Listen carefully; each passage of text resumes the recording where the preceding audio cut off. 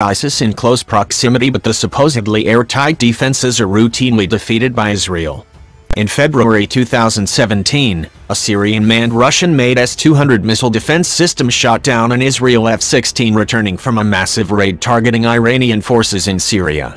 In response, Israel launched another raid that it claimed took out half of Syria's air defenses, of which older Russian systems comprised the majority.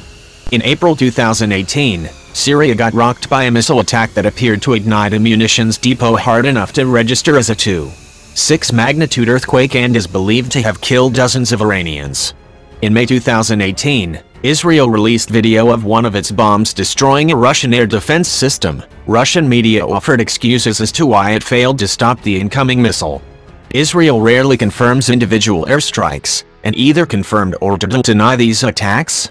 In September 2018, another Israeli raid on Iranian weapon stockpiles in Syria saw a Russian Tu-20 surveillance and controlled plane downed by Russian-made air defenses fired off in error by Syrian air defense units, killing 15.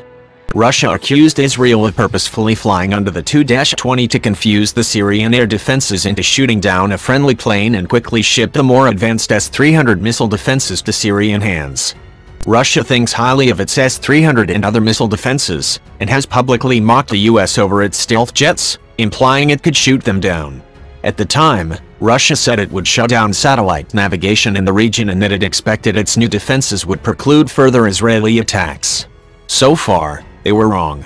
Somehow Israel has continued to hit targets in Syria at will with F-16s, non-fourth-generation fighter bombers. On January 14, 2019, Israeli Prime Minister Benjamin Netanyahu acknowledged that his country's air force had carried out hundreds of raids in Syria, with a recent one hitting Iranian weapons near Damascus International Airport. Russia initially deployed air defenses to Syria to keep powerful countries like the US from attacking Syrian President Bashar Assad, and later to protect its own Air Force fighters stationed there. The US has long opposed Assad, as he violently shut down peaceful protesters in 2011 and has stood accused of torture, war crimes, and using chemical weapons against civilians during the country's maddening 7-year-long civil war. But the US has attacked Syria twice with cruise missiles, and Syria has never proven a single missile intercept. According to experts, there's two likely reasons why Syria's Russian-made air defenses can't get the job done. 1. Israel is good at beating Syrian air defenses. 2. Syria is bad at beating Israeli jets. Israel is good at this. One of the Israeli hallmarks when they do these sort of fairly bold strikes within the coverage of the Syrian air defenses is heavy electronic warfare and jamming. Justin Bronk, an aerial combat expert at the Royal United Services Institute, told Business Insider.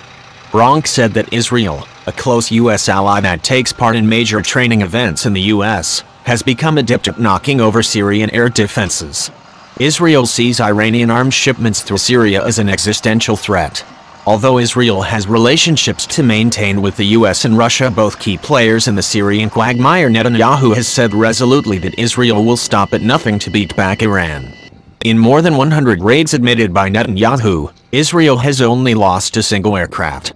Bronk attributes this to many tricks developed over decades for the suppression of enemy air defenses developed by Israel.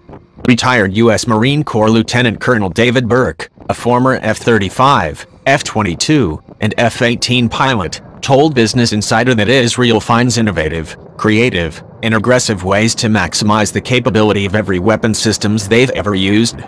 Syria is bad at this.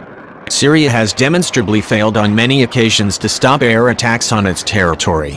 While Russia's air defenses do give U.S. military planners serious pause, Syria's have yet to prove themselves.